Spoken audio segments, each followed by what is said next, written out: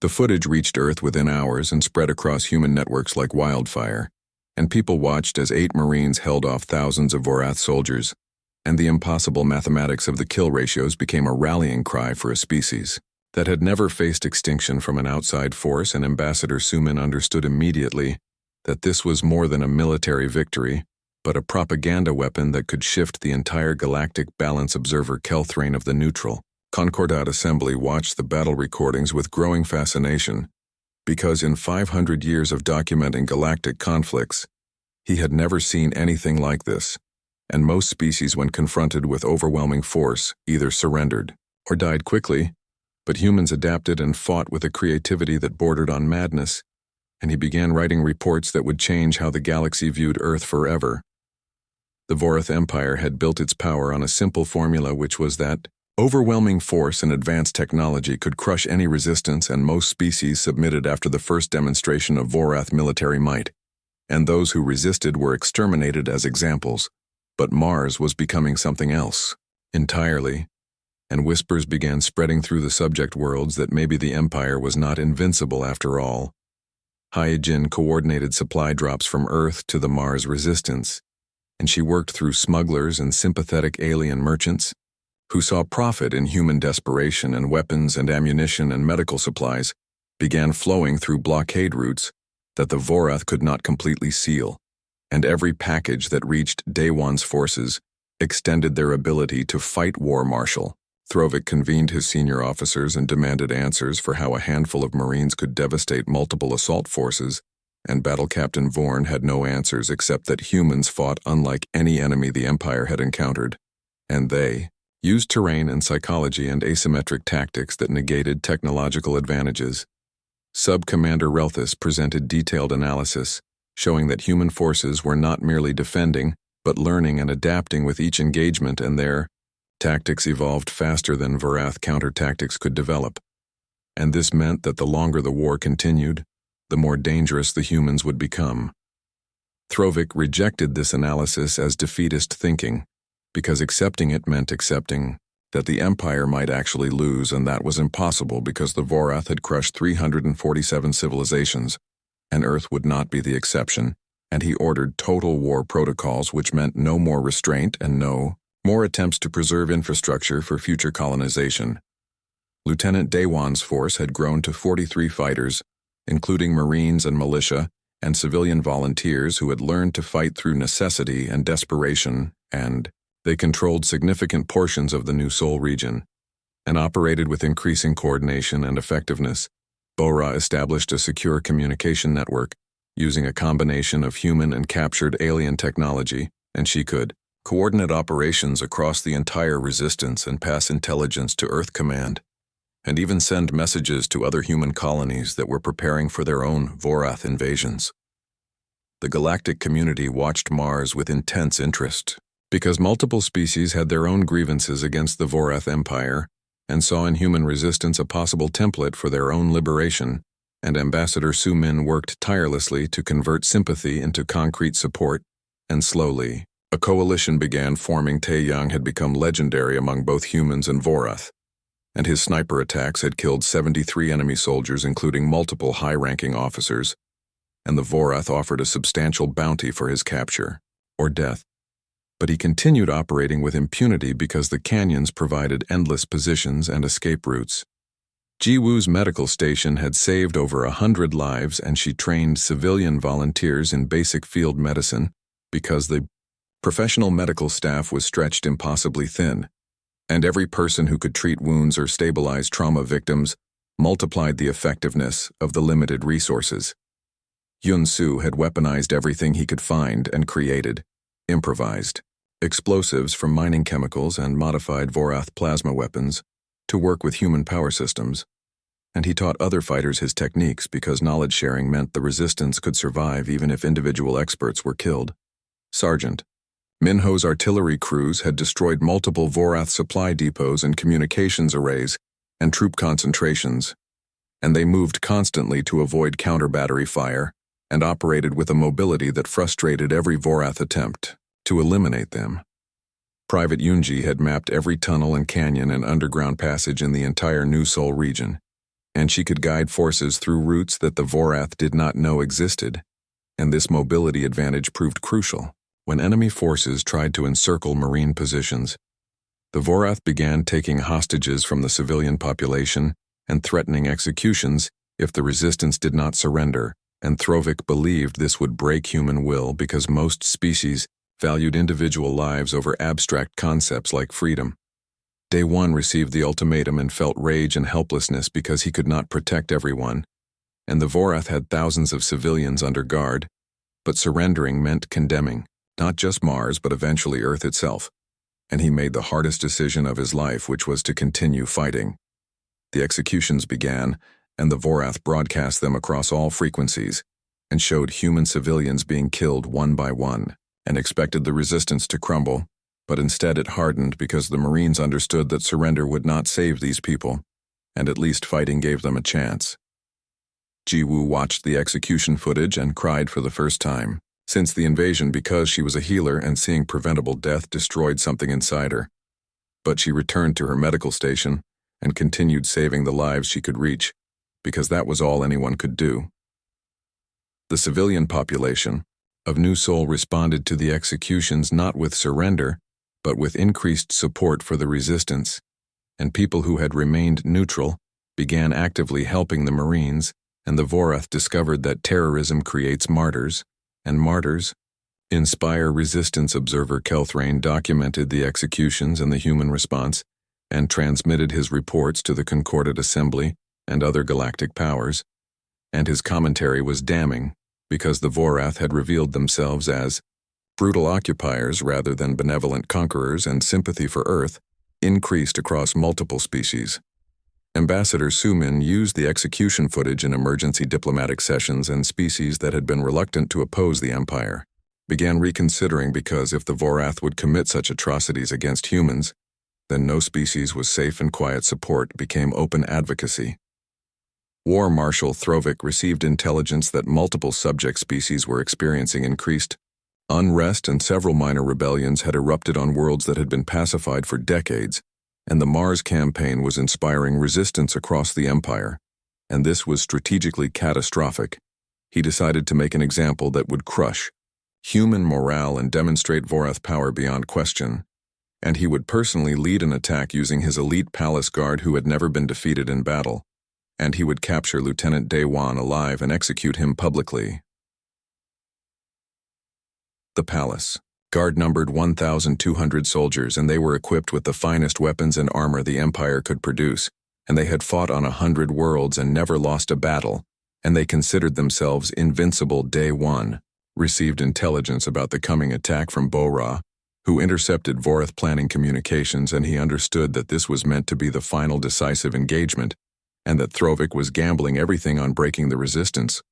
through overwhelming elite force. He chose Junction Station as the battleground because it was a strategic crossroads that controlled access to multiple canyon systems and civilian shelters, and defending it meant protecting thousands of people. But the position could be turned into a fortress with proper preparation. The Marines fortified Junction Station using every defensive technique they had learned, and they created interlocking fields of fire and prepared fallback positions and placed explosives and traps throughout the surrounding terrain, and they knew this would be the hardest fight they had faced. Hyun-Soo positioned his heavy weapons to cover the main approaches, and he had modified them with Vorath power cells that increased their rate of fire and penetration, and he commanded a squad of militia who had learned to shoot under his training. Tai Yang established multiple sniper positions with prepared escape routes, because he knew the Vorath would prioritize eliminating him, and he planned to kill as many officers as possible before displacing to the next position. Minho's artillery was registered on every approach to Junction Station, and he had stockpiled ammunition from multiple supply drops, and his crews were ready to fire until their barrels melted. Yoonji had prepared the ultimate trap by placing charges throughout the surrounding canyons that could be triggered in sequence to channel enemy forces into kill zones or seal escape routes or bring down entire cliff faces on advancing troops. The official casualty reports reached every government and military headquarters across the galaxy, and the numbers told a story that defied conventional warfare theory, because the Vorath Dominion had deployed 83,000 soldiers to Mars over 3 months and suffered 41,000 dead and 18,000 wounded, while human forces never exceeded 12,000 fighters at their peak strength. Observer Kelthrain compiled his final report for the Concordate Assembly, and his analysis would reshape galactic politics for generations, because he explained that the question of kill ratios was not merely mathematical, but philosophical, and humanity had demonstrated something that terrified every established power ambassador. Sumin presented evidence to the newly formed coalition of free worlds, and 17 species had become 43. As news of Mars spread, and the diplomatic landscape shifted toward species willing to resist Vorath expansion rather than submit to inevitable conquest, High Executor Vex faced open rebellion in the Imperial Council. Because the Mars campaign had cost the Empire dearly in both military resources and political credibility, and subject species saw human resistance as proof that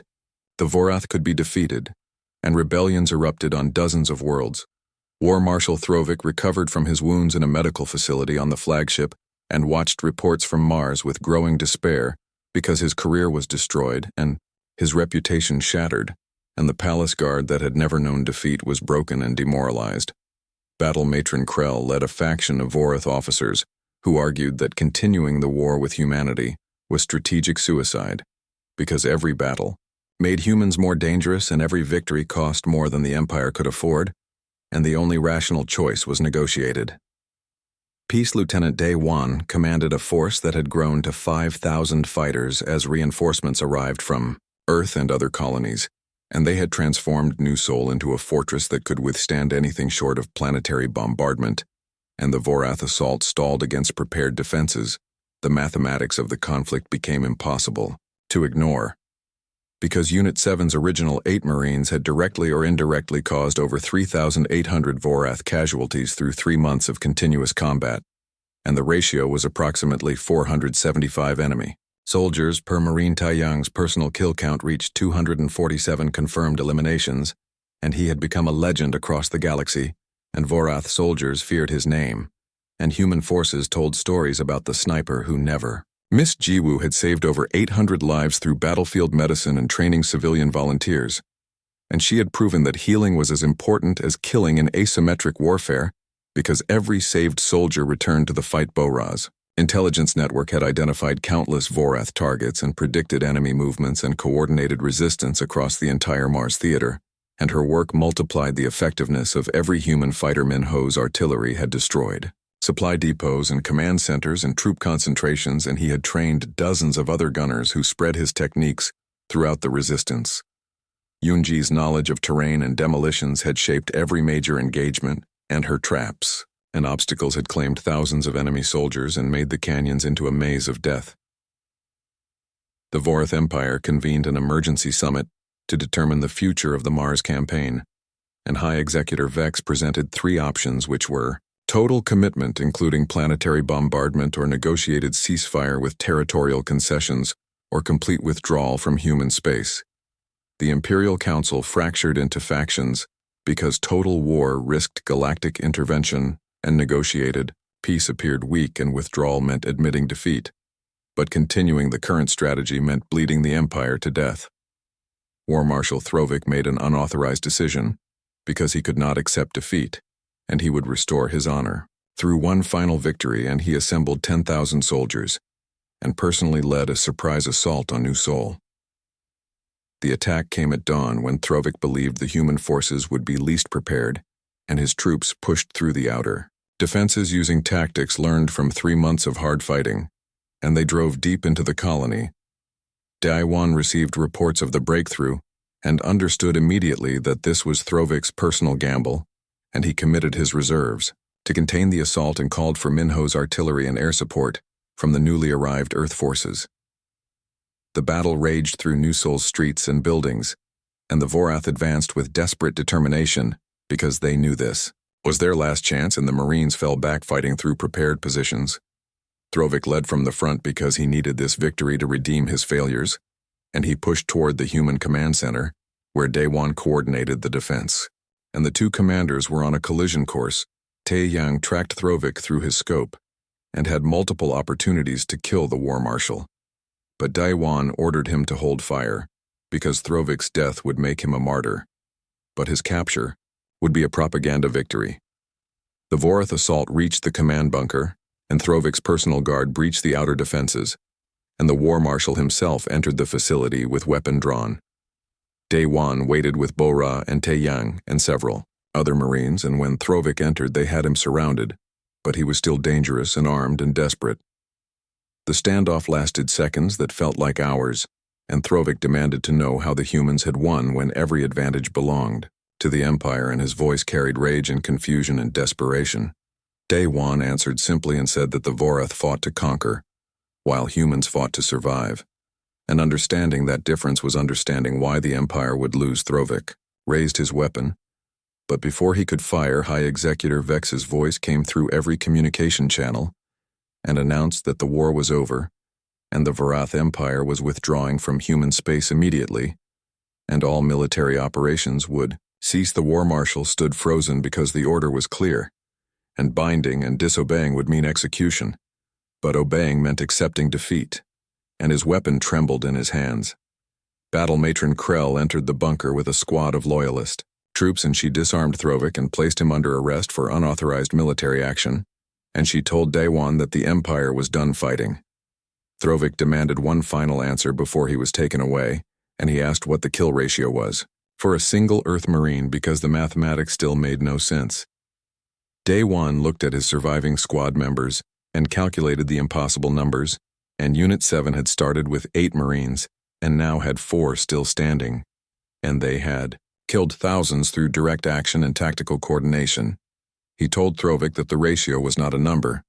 but a warning, and that humanity would fight with everything they had and adapt to any challenge and never accept defeat, and any empire that forgot this would learn it the hard way. The Vorath forces withdrew from Mars over the following week, and they left behind equipment and fortifications and a clear understanding that humanity could not be conquered by force alone. The final casualty count showed nearly 6,000 human soldiers and civilians dead in the 3-month siege, and the cost was enormous. But they had proven that Earth would not submit, and the galaxy watched and learned. Observer Kelthrain published his comprehensive report, and it became required reading in military academies across civilized space. And his conclusion was that the question about kill ratios missed the fundamental point. He explained that humans were dangerous, not because they were stronger or smarter, but because they refused to accept the concept of impossible odds, and they adapted faster than any species he had documented, and they fought with a combination of tactical brilliance and savage determination. Ambassador Sumin used the Mars victory to forge a permanent alliance of 43 species dedicated to resisting imperial expansion, and the balance of power shifted permanently away from conquest-based empires. High Executor Vex faced a coup attempt as subject. Species rebelled and the empire fractured, and the Vorath Dominion began a slow decline that would continue for decades. Battle Matron Krell wrote a tactical analysis of the Mars campaign that became controversial within Vorath military circles, because she argued that the Empire's defeat was inevitable once humans demonstrated their willingness to pay any price for survival. War Marshal Throvik was tried for unauthorized military action and stripped of rank and exiled, and he spent his remaining years obsessed with the humans who had destroyed his career and reputation. Lieutenant Day-Wan and the survivors of Unit 7 received medals and promotions, but declined most honors because they had not fought for glory, but for survival, and their fallen comrades deserved more credit than the living. A memorial was built in New Seoul Central Plaza, and it listed every name of those who had fought and died, and at the top was inscribed a simple message that captured everything they had endured. The inscription read that when the galaxy asked what one Marine could do, Mars answered with blood and fire and determination, and the Vorath Empire learned too late that some species cannot be conquered because they will fight until the last breath. The kill ratio became a legend told across human space and beyond, and the medical ship moved through space like a white dove against the darkness, and Captain Ji-Won Kim watched the stars from her command chair with calm eyes, because after 3 years of commanding the Mercy's light, she had learned that space was mostly peaceful and mostly quiet and mostly safe for those who carried no weapons and flew under the Red Cross of Mercy. The ship was enormous and beautiful in its simplicity, with white hull plating that gleamed under distant suns and massive red crosses painted on every side so large they could be seen from thousands of kilometers away. And every few seconds the ship broadcast its identity and purpose in 17 different galactic languages, saying the same thing over and over, like a prayer. Medical vessel, unarmed, carrying sick and wounded, protected under galactic law. Inside the ship, Dr. Hyun Park moved through the surgical bay with practiced efficiency, and his hands were steady as he worked on the small patient before him, because a Vrixian child had been brought aboard 3 days ago suffering from a blood infection, and the parents had fled from some conflict Hyun did not ask about because doctors did not judge and doctors did not take sides, and doctors certainly did not refuse to treat children regardless of what species they belonged to or what crimes their parents might have committed. The child's breathing was shallow but stable,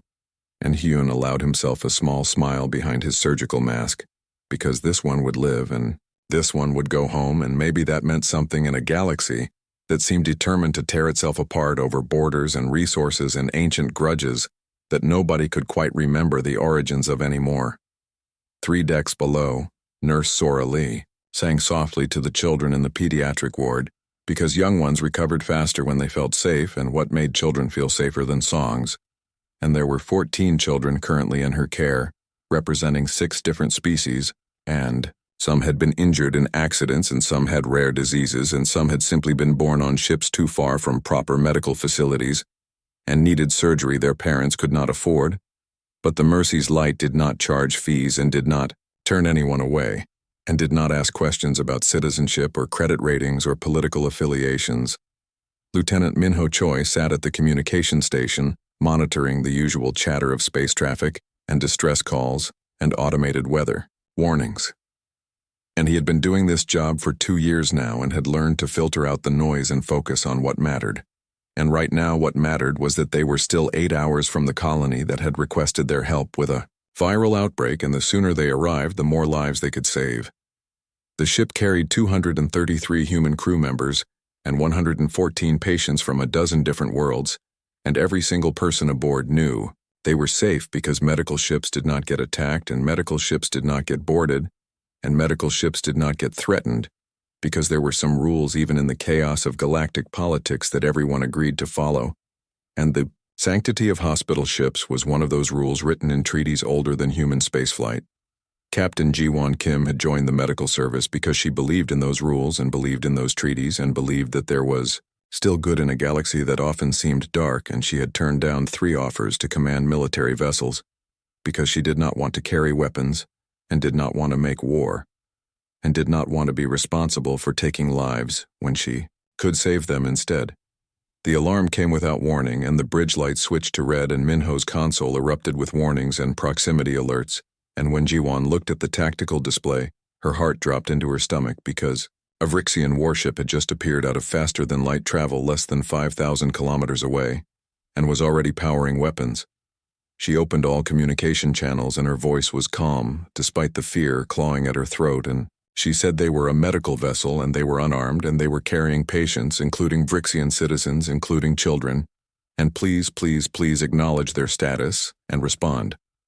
The Vrixian ship did not respond with words, but with fire, and the first energy blast tore through the medical bay where Hyun Park was still working on the Vrixian child, and the explosion was so sudden that Hyun did not have time to be afraid, and did not have time to shield his patient, and did not have time to do anything except disappear in a flash of heat and light,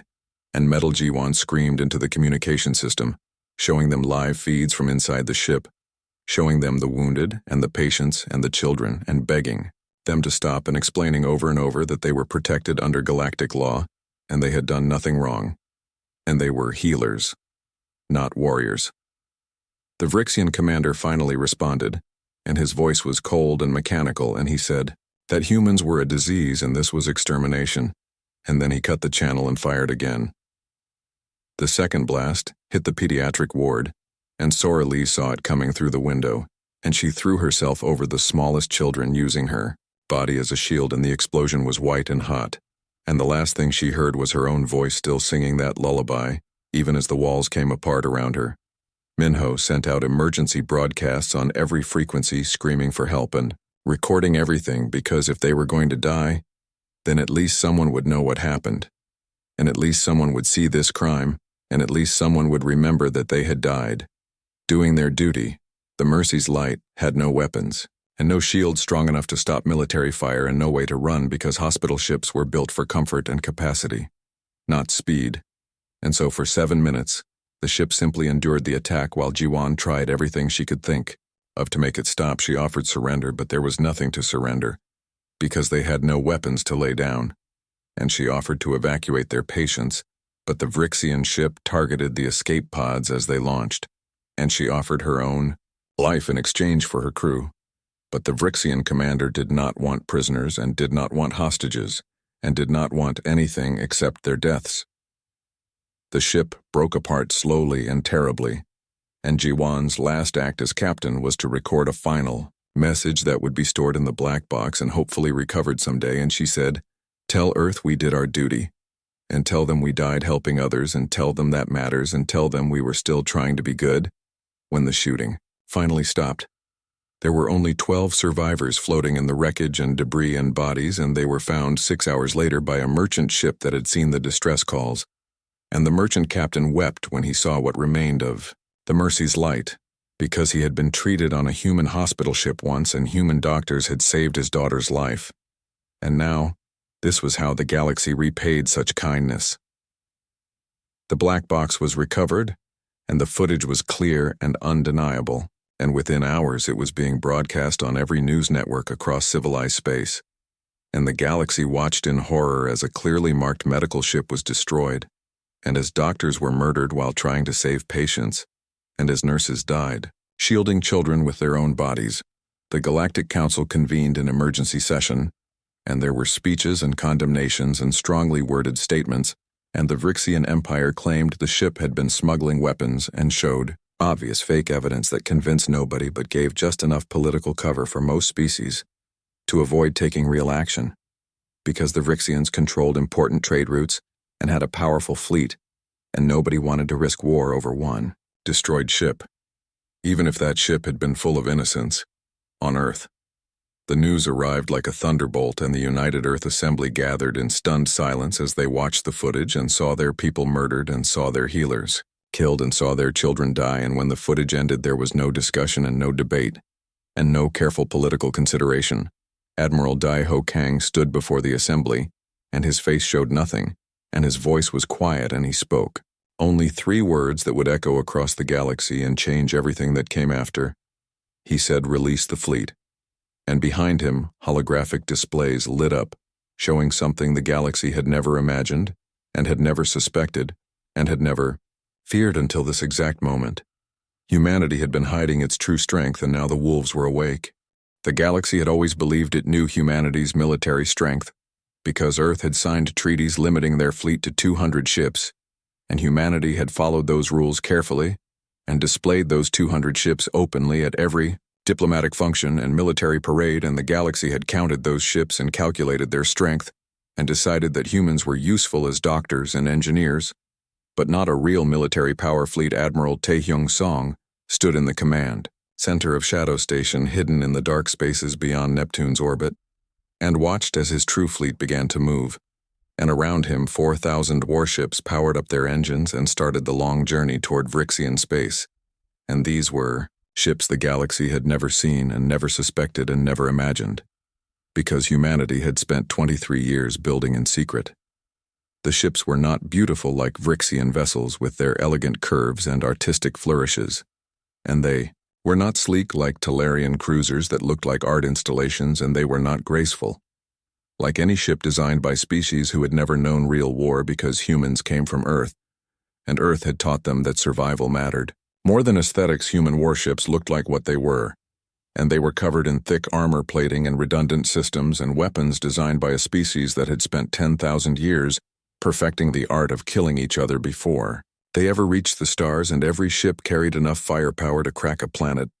and enough armor to survive flying through a sun, and enough determination to keep fighting long after any sane species would have surrendered.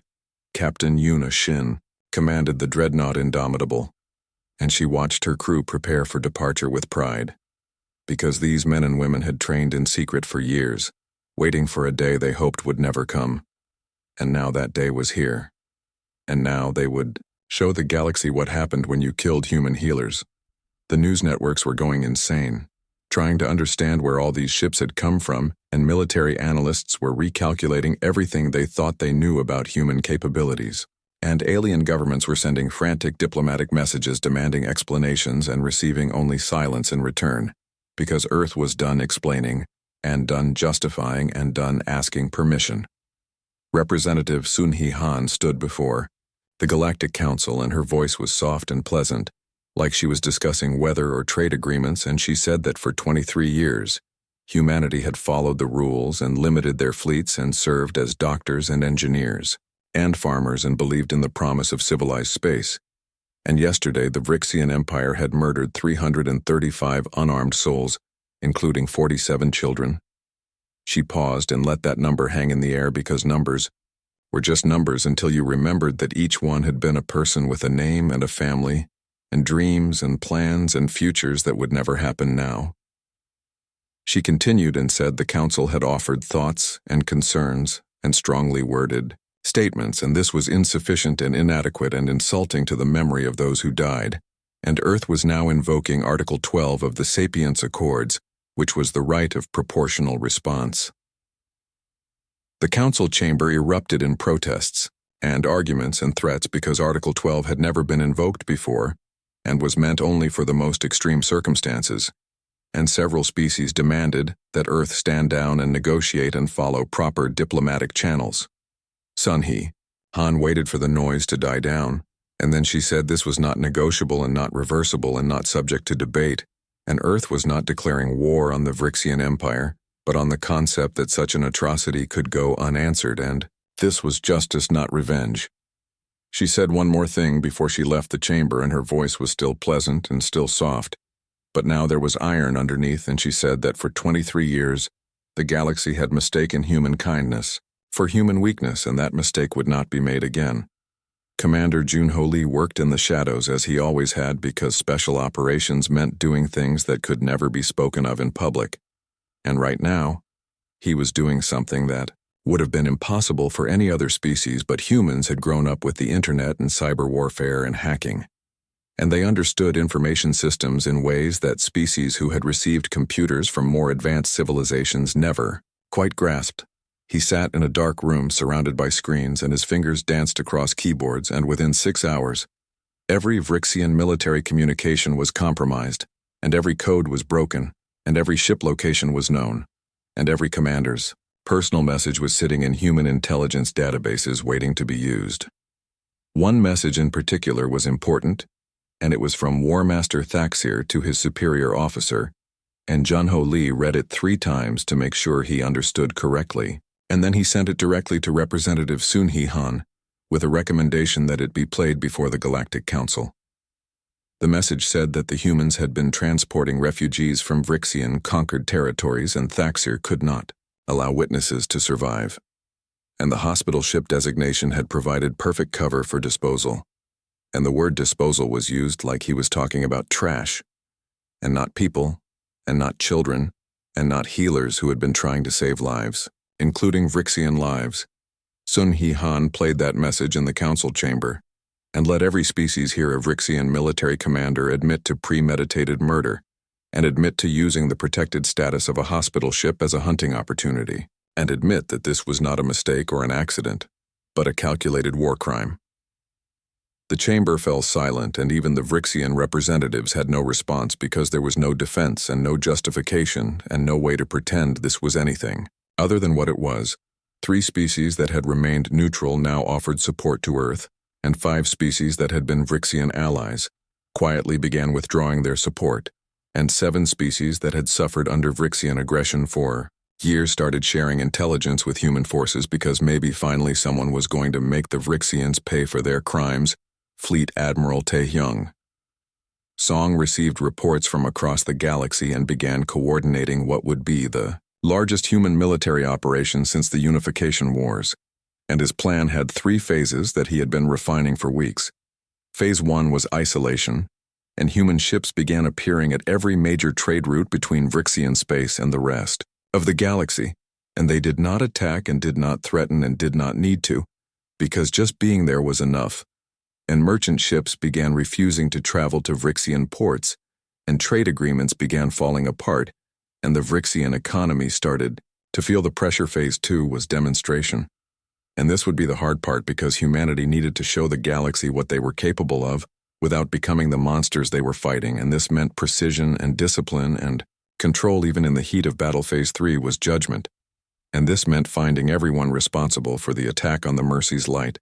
and bringing them to face human justice and making sure the galaxy understood that some crimes would be punished regardless of how powerful the perpetrator thought they were. Captain Yuna Shin's task force arrived at Obsidian Gate, and this was the Vrixian military station that had launched the Talon of Dominance, and the station commander sent a message, demanding to know human intentions and offering to negotiate. Yuna Shin did not respond with words because words were for diplomats, and she was a warrior, and she had watched the footage of the Mercy's Light being destroyed and watched doctors murdered, and watched nurses die protecting children, and she had no words left for people who did such things. Her ships opened fire, and the Vrixians expected a standard military engagement with targeting of key systems and opportunities for surrender and time to evacuate civilians because that was how galactic warfare worked. Instead, they got total war and human missiles struck with precision that seemed impossible, and kinetic projectiles moving at point 4, the speed of light hit weapons platforms, and defense systems and military targets with accuracy that left Vrixian commanders stunned because nothing should be able to target that precisely at those speeds. But here was the thing that separated humans from monsters, and Yuna Shin had studied the station layout for 3 weeks and knew where every civilian lived and every child went to school, and every hospital ward held patients, and not one human weapon came within 100 meters of those locations. The Vrixian defense commander watched in disbelief as human weapons literally navigated around civilian sectors to hit military targets, and he realized that the humans could have destroyed the entire station in 5 minutes, but were choosing not to, and were spending hours on a battle they could have won instantly, because they refused to kill innocents. Dr. Minji Choi was aboard the fleet because she had survived the Mercy's Light, and she had demanded to be part of this mission, and when a human missile accidentally damaged a civilian dome, she immediately requested permission to help. Captain Yuna Shin approved against regulations because some things mattered more than rules, and a medical team boarded the station not as conquerors, but as doctors, and they worked alongside terrified Vrixian medical staff to save lives. War Master Thaxir watched the footage of Obsidian Gate falling and felt something he had not experienced in 30 years of military service, and that something was fear, because the humans had dismantled one of the most powerful military stations in Vrixian space in less than a day, and had done so without killing a single civilian, and that meant they were not the emotional children the galaxy believed them to be. He sat in his command bunker on the colony world of Vrix Prime, surrounded by 5,000 loyal soldiers and enough weapons to hold off an army, and he had fortified every approach and mined every tunnel, and prepared for a siege that he believed could last months, because no military force could reach him without massive collateral damage to the civilian population above. Captain Soman Park commanded the stealth ship Silent Oath, and she specialized in impossible missions, and her current mission was to extract a war criminal from the center of a fortified bunker, underneath a city of 8 million civilians without harming a single innocent person, and most species would have called this impossible. But Salman Park was human, and humans had been doing impossible things since before they left their home world. Her ship slipped into orbit using technology that made it invisible to sensors, because human stealth systems were generations ahead of anything the galaxy had seen. And while other species had bought their technology from more advanced civilizations, humans had built theirs from scratch and understood it in ways that others could not match. Commander Junho Lee studied the three-dimensional map of the bunker complex and the city above it, and traced potential infiltration routes with his finger, because this was what he did and this was what he was good at, and he had pulled off 17 missions just like this one. Except never before had the stakes been so high, or the target so important. His team inserted via stealth pods that fell through the atmosphere like meteors and landed in the ocean 15 kilometers from the coast,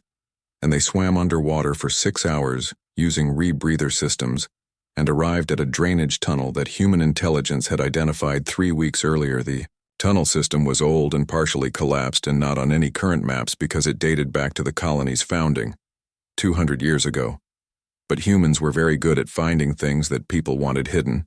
and very good at using infrastructure that others had forgotten about. The team moved through darkness and water and tight spaces that would have been impossible for larger species. But humans were small and flexible and determined, and they had trained for exactly this kind of infiltration in flooded caves back on Earth. Above them, the city continued its normal life, and 8 million Vrixians went to work and school and markets and had no idea that human special forces were moving beneath their feet, because that was the point, and that was why stealth mattered, and why precision mattered, and why humans were willing to spend 16 hours on an insertion that could have been done in 16 minutes with orbital bombardment. Thaxir's bunker was impressive and well-designed, and would have stopped any conventional assault. But Junho Lee's team did not do conventional assaults, and they emerged from the old tunnel system directly into the bunker's lower maintenance level, where security was focused on external threats, and not internal ones. Master Sergeant Dongyun Bei moved through the maintenance corridors like a ghost, and his combat armor absorbed light and sound and made him effectively invisible, and he placed sensor disruptors at key points that fed false data to the bunker's security systems and made it seem like nothing was wrong. The assault happened room by room and floor by floor, and the human team used stunners instead of lethal weapons, because the goal was capture, not killing, and they moved with such coordination and precision that many Vrixian soldiers were unconscious before they realized they were under attack. Thaxir finally understood something was wrong when his communications went dead and his security feeds showed nothing but static, and he grabbed a weapon and prepared to make a final stand because he was a warrior, and warriors did not surrender. Junho Lee entered the command center, and his weapon was pointed at Thaxir's head, and he said very calmly to put down the gun because this could end 2 ways and only one of them involved Thaxir surviving to face trial. Thaxir looked at the human commander and saw something in those eyes that made him realize that this human did not particularly care which option he chose and would be equally satisfied with a corpse or a prisoner. He put down the gun, and Commander Junho Lee called in the rest of his team, and within 30 minutes, War Master Thaxir and his entire command staff were in custody and being moved back through the tunnel system toward the ocean extraction point. The operation took 16 hours from insertion to extraction, and of Thaxir's 5,000 defenders, 127 were dead because they had fought to the end, and 843 were wounded, and the rest had surrendered, and not a single civilian in the city above had been harmed, or even knew anything had happened until human forces announced it on public broadcasts. The galaxy watched in amazement as human special forces walked out of an ocean, carrying one of the most wanted war criminals in recent history, and the footage showed them being professional and calm and treating their prisoners according to strict rules of war. Lieutenant Gina Yoon was assigned to interview Thaxir, and she sat across from him in a clean cell on a human ship, and he was defiant at first, saying that he had done his duty and followed orders and acted in the best interests of his empire. Gina let him talk and took notes and waited until he was finished, and then she played him the audio from the Mercy's light black box, and she played all of it, and she did not look away from his face while he listened. The audio was terrible and clear and undeniable, and it started with the first attack alarm and continued through 7 minutes of horror, and there were children screaming, and doctors trying to calm patients while their ship tore apart, and Nurse Sora Lee singing a lullaby to dying children, and Captain Jiwon Kim's final message about duty and helping others. When it ended, the room was silent, and Thaxir's defiance had crumbled, and Gina leaned forward and asked simply why he had done it. Thaxir had no answer, because there was no answer that could justify what he had done, and no explanation that could make it acceptable, and no military necessity that could excuse the murder of healers and children. The trial was held on a neutral station and broadcast across the galaxy because humanity wanted transparency and wanted every species to see that justice was being done properly, and according to law, and not according to revenge. The proceedings took 3 weeks, and evidence was presented in excruciating detail, and expert witnesses testified, and the defense was allowed to present their case fully because human law required that even monsters received fair trials, Dr. Minji Choi testified about her colleagues dying while trying to save patients, and her voice never wavered, but her hands shook, and she described Dr. Hyun Park's last moments working on a Vrixian child, and how the explosion had killed them both. Nurse Sora Lee described singing to children as they died, and knowing they would never see their families again, and how she had tried to shield them with her body and failed, because flesh and blood could not stop military weapons. Admiral Daiho Kang presented evidence of the systematic cover-up by Vrixian High Command and showed messages and orders and communications that proved this was not the action of one rogue commander, but part of a larger pattern of atrocities. The defense argued that Thaxer had been following orders, and that military necessity sometimes required difficult decisions, and that the fog of war made mistakes inevitable. The prosecution played the message where Thaxer admitted the attack was premeditated and calculated, and done specifically because the refugees aboard threatened to expose Vrixian war crimes, and that the hospital, ship status had made them an easy target. The verdict took 6 hours of deliberation and was unanimous, and War Master Thaxer and his command staff were found guilty of 335 counts of murder and war crimes and crimes against sapience. The sentence was death by execution, and the galaxy expected this and expected humans to take their revenge quickly and brutally. Instead, Representative Sun Hee Han addressed the Galactic Council with a proposal that shocked everyone, and she said the sentences were just and the evidence was undeniable. But Earth wanted to ask what precedent they were setting. She said they could respond to atrocity with execution and continue the cycle of violence, or they could show that civilization meant something more than revenge. She proposed life imprisonment where the prisoners would work to repair the damage they caused by manufacturing medical supplies and supporting humanitarian missions and contributing to the galaxy's well-being. Under strict supervision, she said, let them live long lives knowing what they destroyed, and let them spend decades making amends, and let their punishment be the weight of their conscience and the length of their memory. She said, this was not mercy, but justice tempered with wisdom, because becoming monsters to fight monsters meant that those who died on the Mercy's light would have died for nothing. The Galactic Council debated for 3 days, and the vote was close, but